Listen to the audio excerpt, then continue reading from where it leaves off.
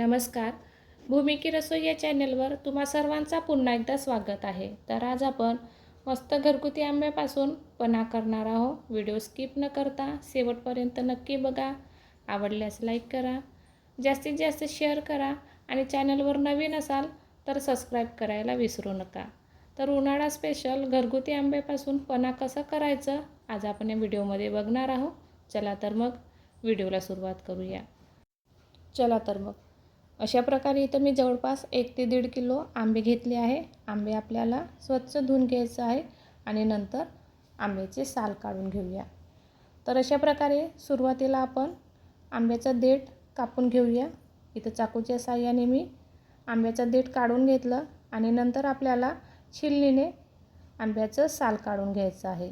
तर अशा प्रकारे आंब्याची सालसुद्धा आपण काढून घेऊया. जर तुम्हाला जास्त प्रमाणात साल काढायचं असेल तर तुम्ही चाकूनेसुद्धा काढू शकता. मी तुम्हाला समोर दाखवणारच आहे. तर इथं छिलनीने मी आंबा छिलून घेतला आहे. नंतर आपण दुसरा आंबा पण छिलून घेऊया. सुरुवातीला देठ काढून घ्यायचं आणि नंतर अशा प्रकारे चाकूच्या साहाय्याने आंब्याचं साल काढून घ्यायचं. इथं जास्त प्रमाणात साल निघणार. तर अशा प्रकारे सर्व आंबे छान छिलून घेतले. नंतर आपल्याला आंबे साईडला ठेवूया आणि आंब्याची बारीक अशा फोडी करून घेऊया. तर इथं सर्वच आंबे मी छान कापून घेणार आहे.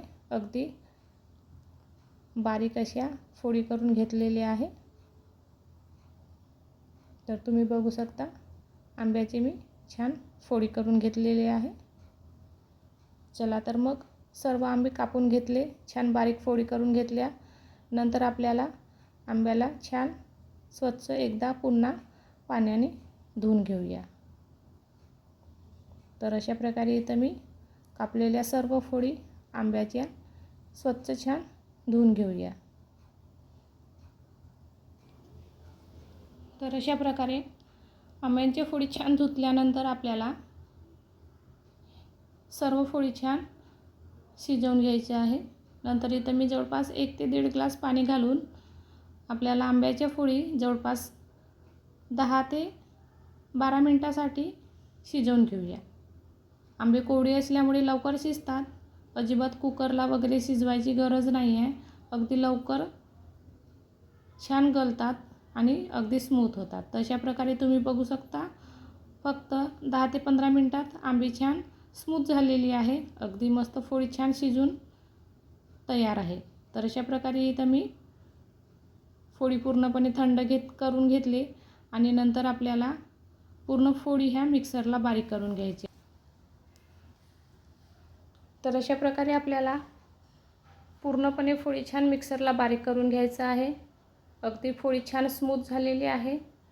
नंतर आपण मिक्सरला बारीक करून घेऊया.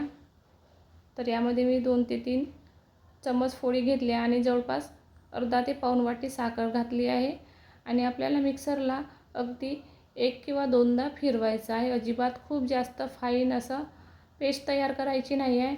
फक्त 1 किंवा 2दा आपल्याला अगदी हलक्या हाताने क्रश करायची आहे. तर अशा प्रकारे इथं मस्त असा आंब्याचा गर तयार झालेला आहे. नंतर आपल्याला हा आंब्याचा गर चाळणीने छान गाळून घ्यायचं आहे, जेणेकरून आंब्यामधले काही जे सालपटं असतील किंवा कोळीचे जे पांढरेपण असेल ते अटकल्या जाईल आणि पन्हा हा छान मस्त तयार होईल.